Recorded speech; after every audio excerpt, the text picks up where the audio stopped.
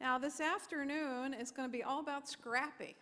It's going to be all about reinventing the supply chain. It's going to be about new business models. It's going to be, let's think out of the box. And I heard about this first story because I'm a big fan of Eileen Fisher, and I actually went to their store and they wanted me to return garments. And I love the concept of the supply chain with the 4 moments of truth. The one where I have automated the purchase, I make sure that it's there, I make sure that they're delighted, but I also take responsibility for end of life.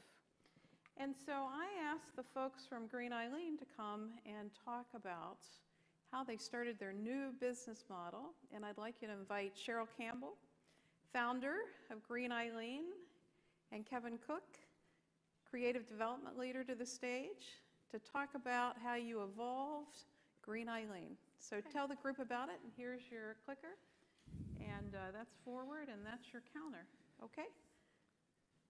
Okay. There you go. Okay, thank you. Good afternoon, everyone. I often start talks by saying, my name is Cheryl Campbell, and I'm an entrepreneur. Even though I work for a corporation, at my heart and in my veins is the life of an entrepreneur. I joined Eileen Fisher in 2004, and at the time, I think, wait, first of all, how many people here know of Eileen Fisher? Yeah, okay, not so many. All right, well, thank you for being such a testament to Eileen Fisher. But Eileen Fisher is a design company for women's clothing. We're a manufacturer, and we're a distributor. We have 60 stores across the United States, Canada, and England. We distribute through about 960 some doors through our wholesale accounts, which are your Neiman's, and I'm not sure what the department stores here are in Atlanta, but oh no, we're not in Atlanta. We're in Phoenix. All right. I'm having a little jet lag problem. And we're small. I mean, and we're privately held. Eileen has held ownership of the company since 1985. In 2005, she sold a third of the company to the employees, so we're employee-owned and owner-owned, I guess is how it works. And we do about $450 million in sales a year, which is not big by any of the standards in this room, but in the women's clothing business, it's significant. We're here today to talk about 2 things. One, obviously, is Green Eileen, but the other thing is about Eileen Fisher and how we have done and continue to do business differently. We have been organically grown from Eileen starting with $350 in 1985 to today's 1,200 employees and more quite significant income. It was interesting, the diversity thing that came up today, and we sort of have the opposite problem. Not a problem, opposite statistics, in that we're about 80% women and 20% men. We're starting to, I was explaining to Kevin, we were up 5% from about 4 or 5 years ago in terms of the men category.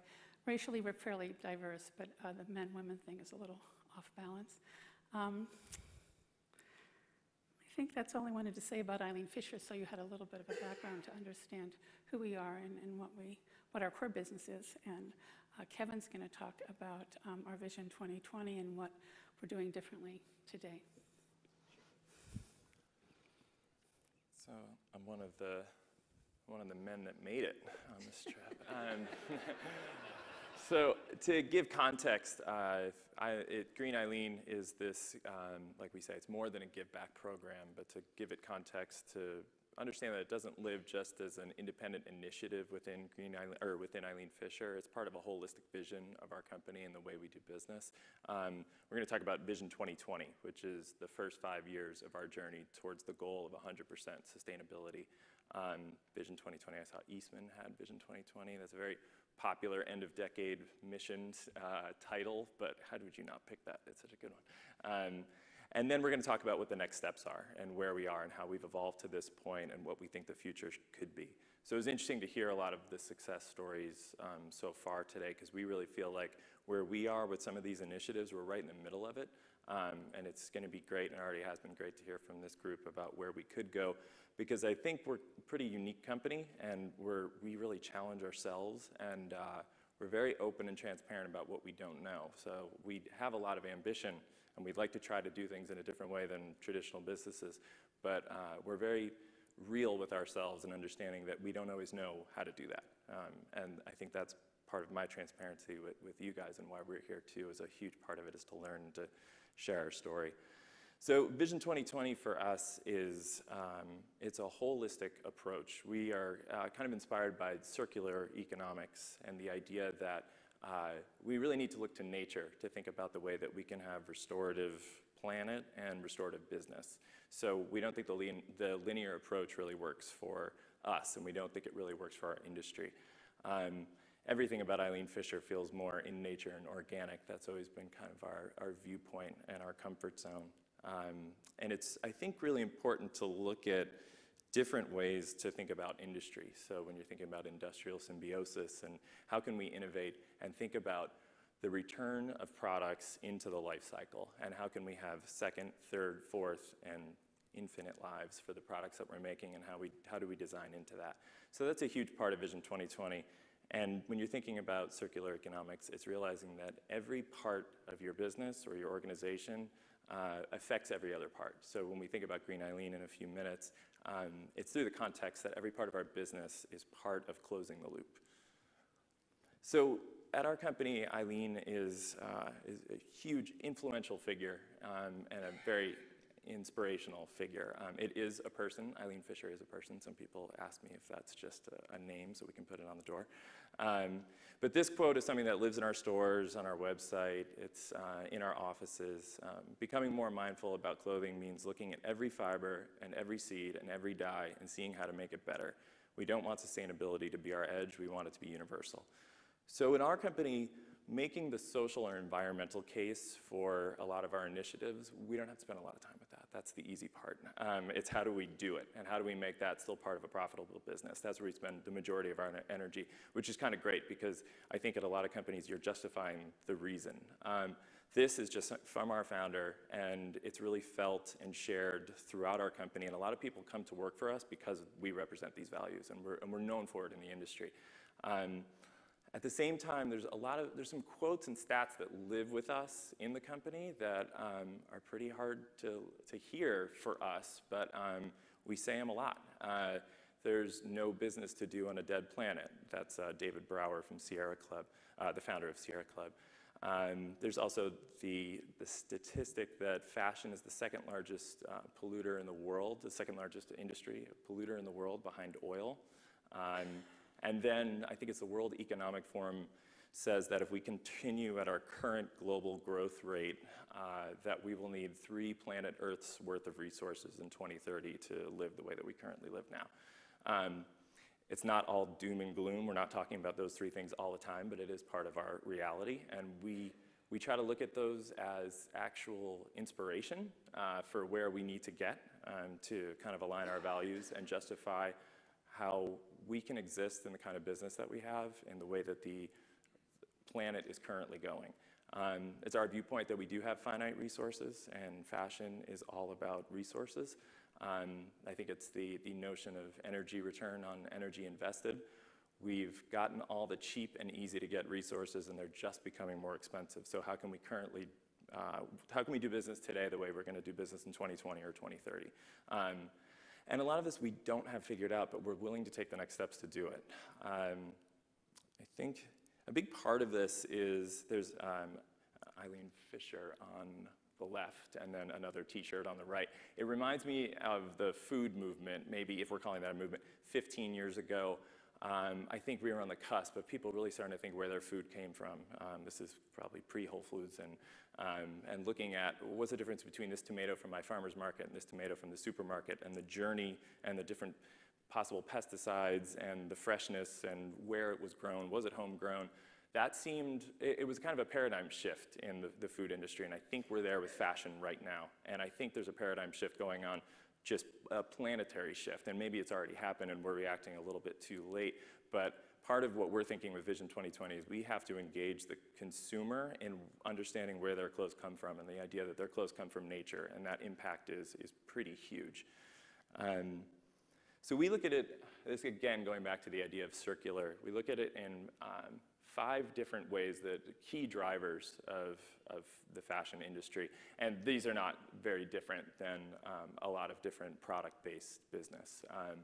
So if we start with the design, and it really starts with that inspiration, we look at the materials. Can we have organic cotton? Can we have organic linen? And how do we benchmark those? And how do we find the sources in the supply chain? And it's really difficult because it's cheaper to make non-organic products, and there's not always supply chain partners that want to go along with us. So what kind of dialogue do we need to have? The second part of it is this is internal, and this is our buying and selling, and realizing that if we want to partner with a supply chain that is respecting the planet at the levels that we would like them to and the levels that we preach, that we're going to have to make internal decisions that work best for them. We can't have reactionary supply chain that's coming all the way from China. We do. The majority of our production in China. We have to be thinking about analytics and understanding what our inventory should be. And we need to be making timely decisions so our Chinese partners are shipping sea instead of air. So there's a lot that goes into our internal processes, and you don't always make the connection that internal processes can actually have a great sustainable impact. Manufacturing and sustainability, in a huge part for us too is it's the well-being of the planet, but it's the well-being of our Eileen Fisher community. So that's our customers, that's the people that work at our company, and that's also the well-being of our supply chain. So we've been having a dialogue with our supply chain about what our standards are. We have certain screening tools. We all know it's very hard to monitor if those screening tools are being met. This is where the advice piece that I'm looking for in the next couple of days, because this is something with Vision 2020, we're looking to increase our standards and look at, do we have fair wage and living wage in our supply chain?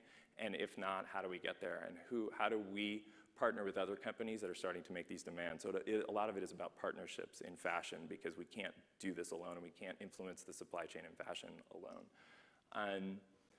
And then we're talking about the customer, and I kind of alluded to this with comparing it to food. We need the customer to be a co-participant in the process with us, because Green Eileen is a give-back program. We're trying to recycle those clothes and give them a second life, and we need the customer to be a part of that with us, where the customers, what we were, I think, figuring out in the last couple of days, a post-consumer supply chain is what we're really thinking, where the consumer is the supply chain. And we need to put out the education of why this is a benefit for the industry.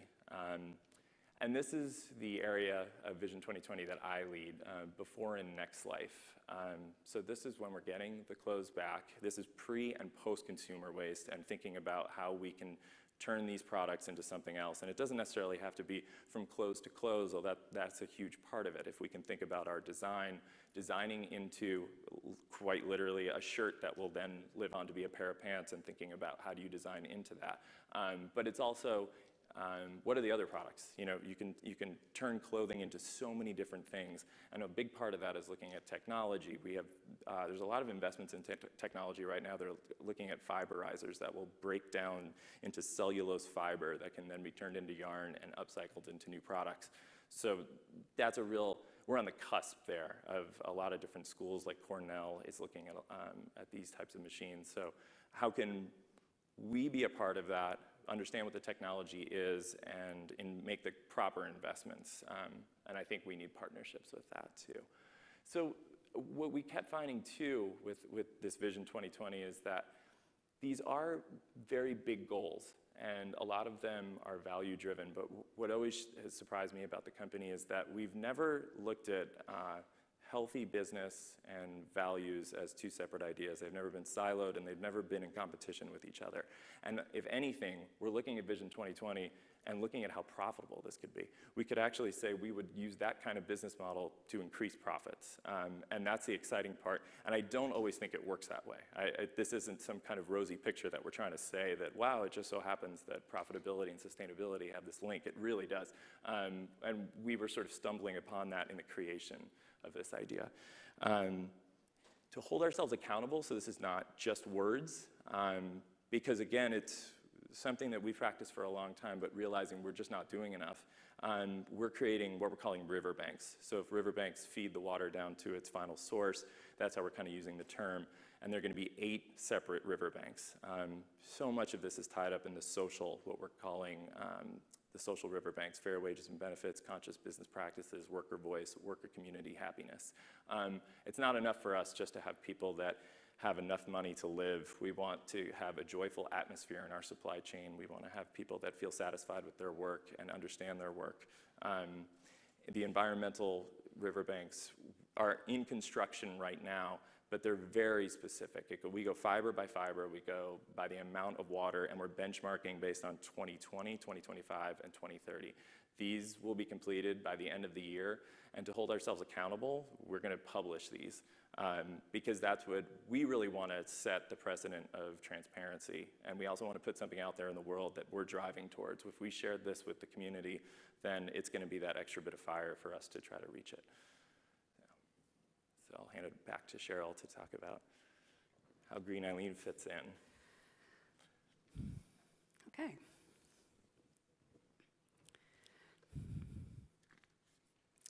Today is an anniversary that we celebrated Eileen Fisher. Today, 11 years ago, I started working with Eileen Fisher, and I was hired by Eileen herself to work with her as this whole idea of the ESOP was coming into being. It was going to liberate some cash, and she really was so committed to supporting nonprofit programs that improve the lives of women and girls. And this was an opportunity for her to do more in her mind. She's a very, very incredibly generous person. And so I came not from textiles, not from clothing.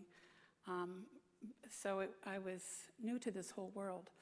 And in my capacity of kind of this foundation creation, about 6 weeks after I arrived in New York, I went to an event which happens during these seasons in New York where nonprofits throw these big galas and everybody turns out in their fancy dresses and you pay lots of money to sit at a table. And one of the people being honored at this event was somebody I'd never heard of. In fact, I'd kind of gone with the inspiration that someone else who was being honored was somebody that I had an interest in. But a man named William McDonough was being honored for his work. Now, that name is probably familiar to a lot of you.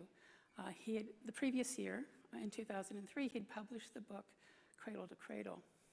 He began talking about how he worked at the University of Virginia. He was a professor there, but he also had a company, and he was working with different companies, a carpeting company, which I can't remember the name, but they were creating carpet that when it was at the end of its use, they would throw it into a landfill, but it became fertilizer for the landfill. So it was moving beyond continuously extracting resources from the earth, but at the end of the life of these products, it would actually nourish the earth.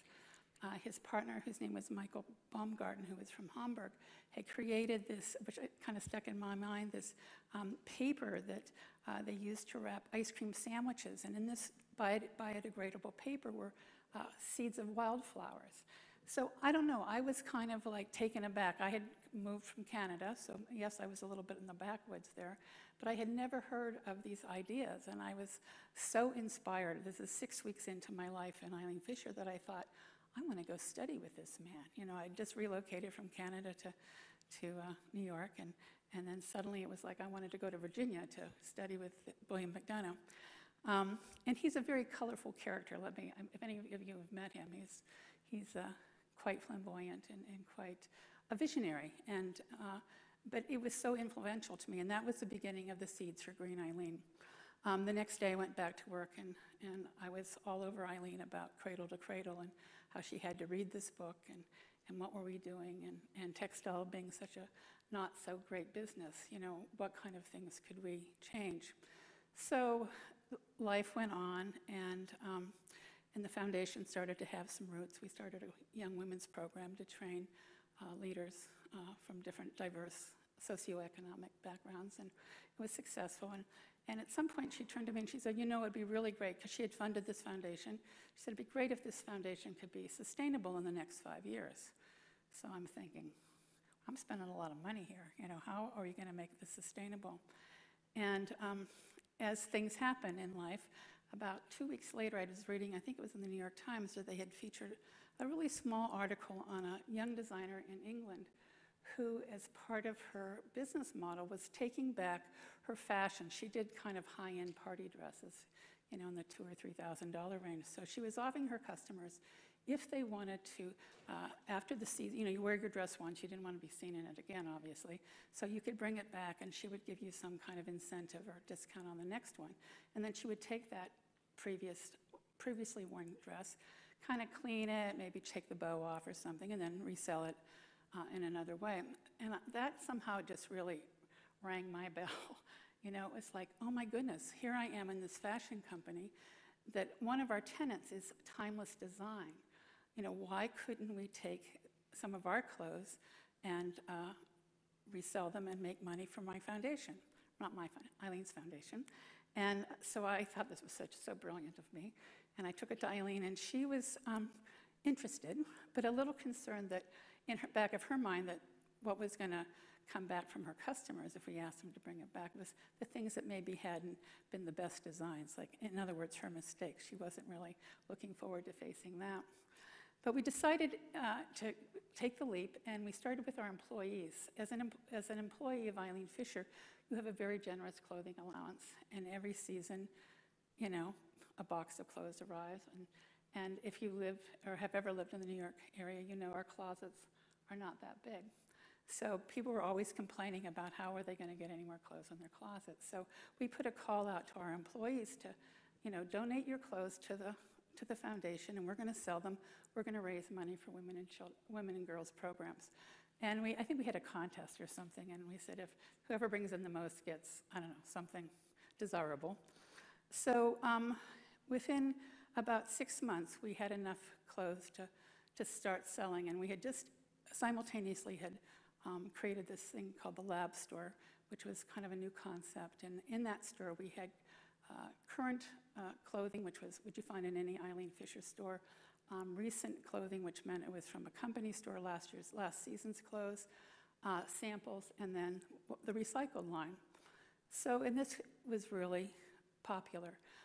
Our clothes are, one of the aspects of the clothes is that they're not inexpensive. So a lot of women were aspiring Eileen Fisher customers, but it was out of their price range. So this gave a lot of entry points for a lot of different people. So we started selling the clothes in the Lab Store, and the customers kept saying, well, why can't we give you our clothes? We're done with them. We would like to donate them. We would like to support women and girls. So slowly we started taking, I think, from 3 different stores. We said, okay, if you bought your clothes down at Fifth Avenue in New York City, you could bring your clothes back, a few other ones. So after about a year, Eileen just happened to be walking through our corporate office, and she walked through I had this one little stash of rolling racks with all these clothes on it, and she said to me, what are all those clothes? And I said, well, those are Green Eileen clothes. We're going to sell them. And at that point, there was between 35,000 and 50,000 clothes on these racks. And in fact, it was becoming a joke in the corporate offices that you couldn't even get to the toilet paper or anything because you had to climb over racks of Green Eileen clothing. So she said, you need a store. Now, I had never even worked in a store, but luckily I worked in a company that at that point we had probably, I don't know, about 50 stores. So we found a space in Yonkers, New York. We opened our first Green Eileen store, had to make a name. Up until then, they were just the recycled clothes. Opened the first Green Eileen store. It was slow going. It was a little like, oh my goodness, what have we done? Because suddenly it was one thing to sell the clothes through an existing store where we had free space. It was another thing to be paying significant rent, having a whole staff to support that. We hung out with it, and about 2 years later, the clothes kept coming in, and they kept. About 2 years later, I was living in New York. My son lives in Seattle, and I was walking down the street in the neighborhood where he lives, which is an area of Seattle called Columbia City, which was kind of a new and regentrified area, and I saw the perfect spot for a Green Eileen store. So I went back to New York and had to convince Eileen that I had the answer to our problems, a place that we could sell more clothes. So it took a little convincing, and the thing about Eileen, she is She doesn't say no very much. She sort of trusts the people that work with her, and she is encouraging. And I love that word, scrappy. You know, I'm kind of a scrappy kind of a gal, and if there's something I'm pretty clear about, I don't let up. So I'm sure not for the first time she was maybe regretting her decision to have me as part of her team. But at any rate, we opened the store in Seattle in 2012. The big turning point for all of this, where it went from manageable to over the top, was for Earth Day in 2013. We had been consulting with a branding agency, and they decided that for Earth Day that we would have this special thing called, oh, I should be hitting the button. Sorry. Sorry. Okay, I'm going to just backtrack. That's what it goes if it doesn't go to Green Eileen. Okay. Yeah, that's right. Basically, a lot of this, you know, William McDonough, but also there was a statistic that said every person contributes 68 pounds of clothing to the landfill each year. So that's a staggering amount of clothes. And not only do we do them here, as you know, like when you donate them to some agencies, which I'm not going to name any names, they end up in third world countries. And they're not in our landfills, but they're in a landfill someplace. And yes, some people do need clothes in other countries, but it's not that simple, I don't think. Anyhow, okay, so take us to 2013 Earth Day. They came up with this campaign. It was called "We'd Like Our Clothes Back Now, Thanks Very Much." And this picture was in all of our store windows across the United States. And it stopped people in their tracks. I mean, who in retail, especially high-end retail, asked for their clothes back. And it was all with the caveat that they were donating their clothes back to the foundation. The money, the proceeds were going to support women and girls. And as an incentive, Eileen Fisher Retail jumped in and said, for everything you bring back, we will give you a reward card for $5. So now on the face of having a sweater that maybe costs $300, getting $5 back for it doesn't seem like a lot. But I think combined with the idea that they were helping other women, that they might bring back 5 sweaters that they were clogging up their closet, they got their $25, and it gave them maybe often a license to go buy another sweater. It was very, very successful. Within 3 months, we got 70,000 units of clothing. And this was the beginning of our new challenge. Was the clothes were arriving, and we thought, oh, this will just be for the month of, I guess it's April. It went on and on and on until we said, fine, just bring us your clothes. And so we noticed seasonally that we have a recycling center in Seattle and one in New York. They each get probably 20 plus boxes a day during change of season. Oh, I know there's a great graphic. Is it this one? Okay.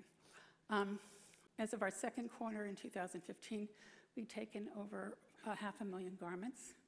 We've sold 150,000 garments. And some of the clothes that maybe were a little faded, maybe a little more pilly, had some tiny holes or something, we've donated those to like women's shelters in places. They're completely wearable in case, I mean, I wear a lot of them. Not a problem. We're able to donate these clothes to all these women in need. So as you can see, if you do the math, we had 500,000. We've sort of redistributed 250,000. The challenge is right now is what to do with those other 250,000 units of clothes. About 150,000 of them are good for resale, and we'll hold on to them. But that still has a lot of them that can't be resold. And obviously, we're not going to put them in the landfill. So that's kind of the work that Kevin and his team are now addressing. Like, can these morph into different garments? Can these be fiberized into a new kind of a thing? But the technology is just catching up in this area. So and this was something, I just wanted to make a little money for the foundation. You know, this was not my big plan was to have this 500,000 garments hanging in warehouses in Denver and Seattle. I think that's all I wanted to say about that. Anyhow, thank you.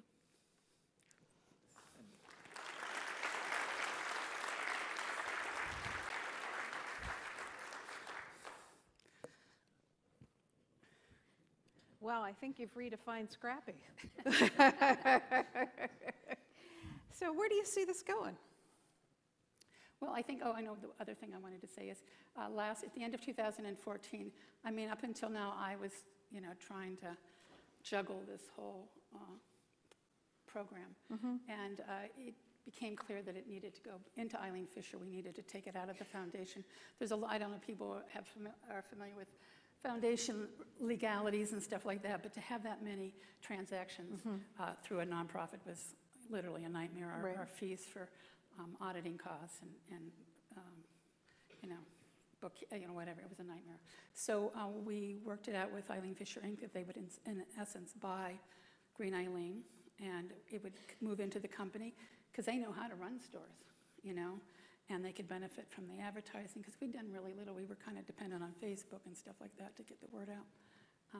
So that's kind of where we're at, and I think Kevin now, I mean, I'm part of that baby boomer that's looking towards the door, and I'm really delighted by having been able to do this at Eileen Fisher and grateful to Eileen Fisher herself for allowing this kind of innovation. And somebody was talking about the teams, that when you have a small team and you can operate and just try it, the value of all that. But now it's ready for the big time.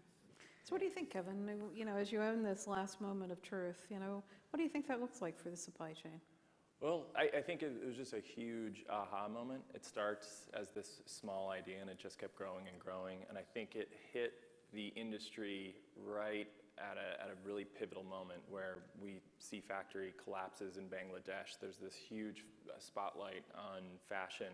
A movie just came out called Close the Loop, which our company is really supportive of because it's telling that story of the dark side of fashion. And I keep mentioning food, but it just reminds me so much of that point where, remember, there was 1 or 2 food documentaries. Now it's all Netflix, as every other movie is a food documentary. I think it just sort of all happened at once, and then we saw how successful Green Eileen was, how much enthusiasm there was, and it just opened up our minds to all the possibilities. And now we're trying to create systems and catch up to how fast the demand was, or actually the supply was, and think about how we can create, it's a different idea of a supply chain, and we don't have a lot of other brands we can look to. It's kind of uncharted territory. There are other give-back programs, but not quite as diligent or as large as ours is. So when we're thinking about repurposing, and is repurposing scalable and potentially profitable, it could be something. It's just going to take a lot of R&D. So cradle to cradle, not a new idea, right? No. But this whole design of the giving supply chain, of the sustainable supply chain, is a real redesign from the first moment of truth when we create the product to how we sell it. And I want to celebrate your journey and invite you to come back after you may get a little bit further and figure it out. But I think it's a good time for all of us to think about cradle to cradle. And how do we own cradle to cradle and not only manufacture, but own the end of life? Thank you so much for joining us today.